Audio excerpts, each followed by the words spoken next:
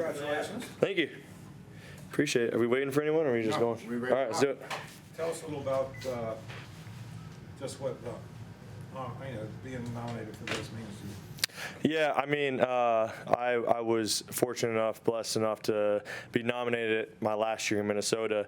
And what I realized was at first I was like, man, I didn't really want the recognition, all that. That's not why we do what we do. But then you start to realize the support and kind of the backing that you get from that nomination.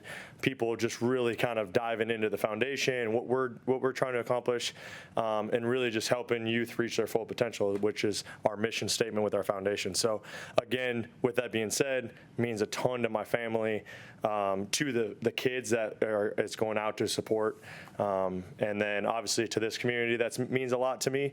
Now being here for a couple of years and back in Minnesota means a lot to those kids, the youth that we're helping impact.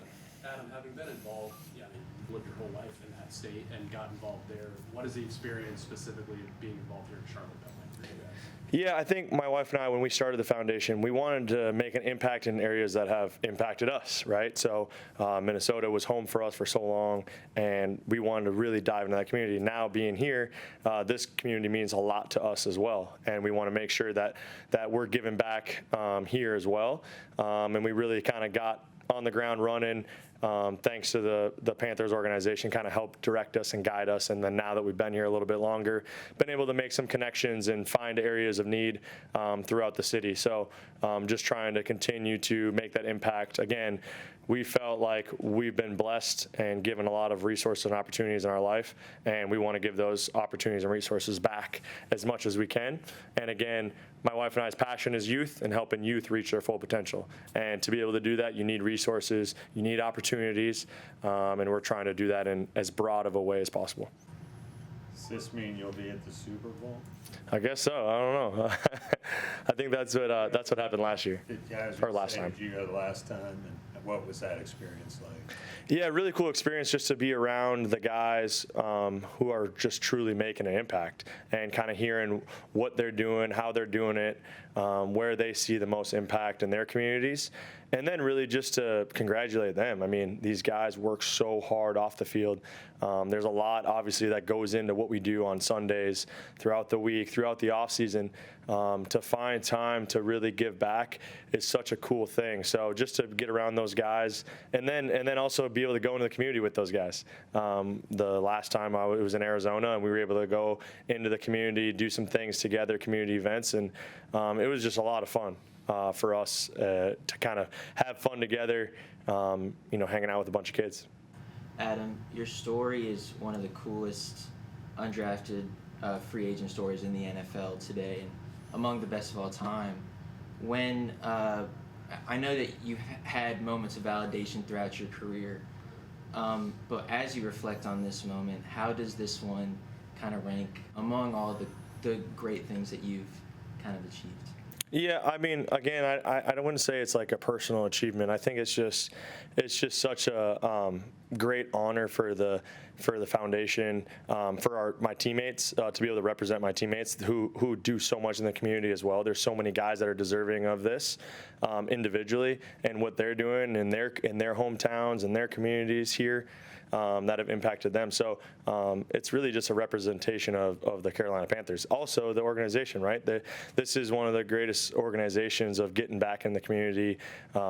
Mr. and Mrs. Tepper get involved. They're always at all the events. They want to know when we're doing stuff in the community because they want to get involved. So it's cool to be able to represent your teammates, and it's a great honor. And honestly, it makes you humble yourself to say, all right, I need to live up to this, and I need to do more in the community and try to make more of an impact to represent, again, this organization. You mentioned Tepper. I mean, he gets blamed for a lot of things because the team's had now 7 straight losing seasons, but you see that other side.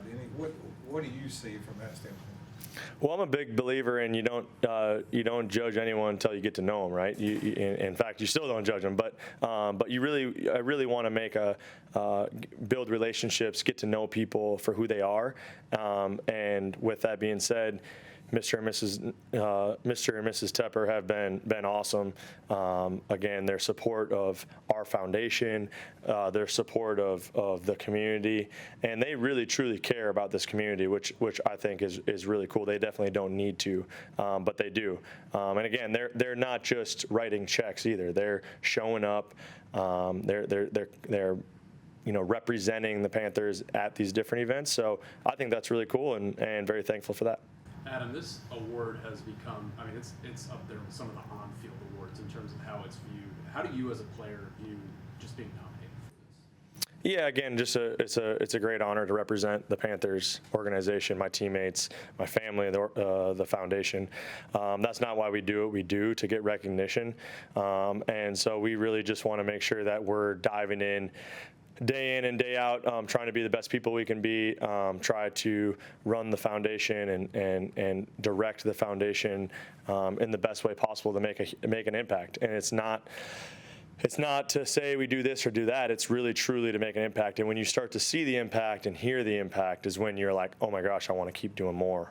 And thankful for my wife and Amy and Luke, who help run our foundation, because they do a lot of the stuff behind the scenes to really just kind of help things really truly come out in a positive way and to make impact rather than just writing checks. Real good. Thank you, Adam. Thanks, guys. Time for a football question or two? Yeah. All right, go ahead, Alex, ask him your. Well, actually, you go first. Okay, I'll go first.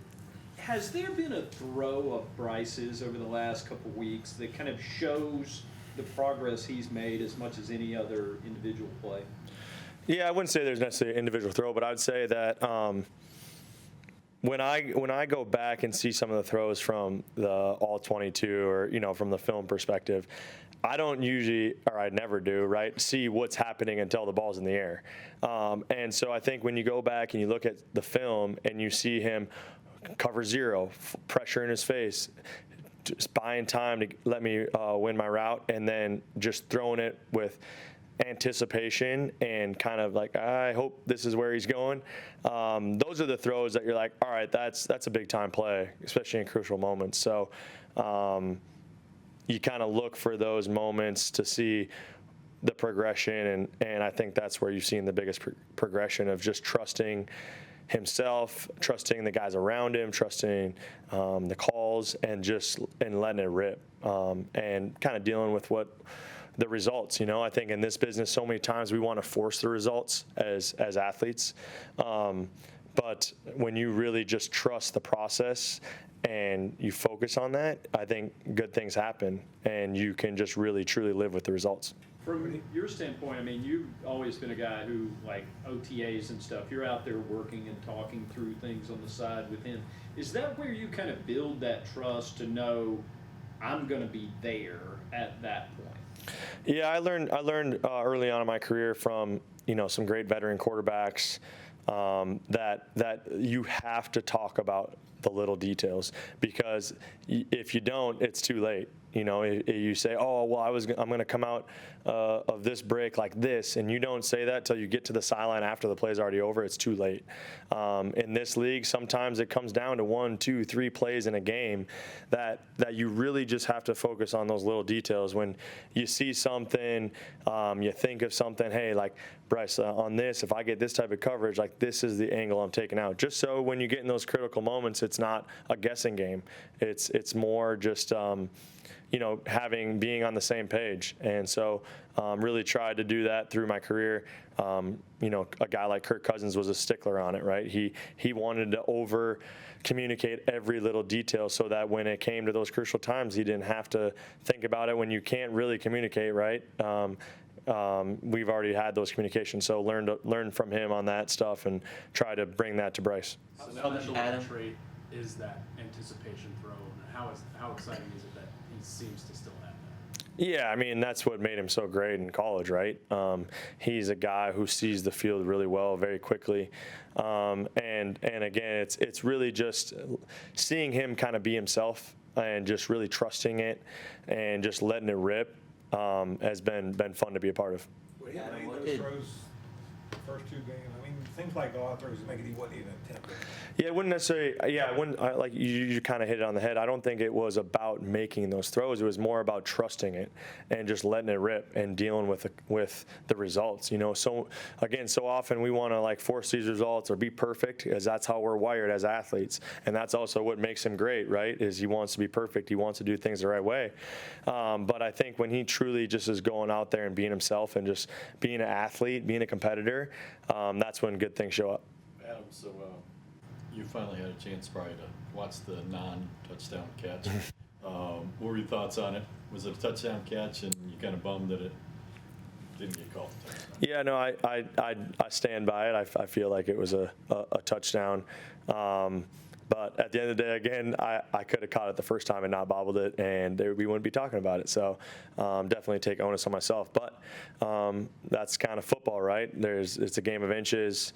You just have to keep getting better and finding ways to make it clear. And I think you learn from some of those things of, okay, if I would have done this, or if I would have, whatever, you try to make it as clear as possible to the refs.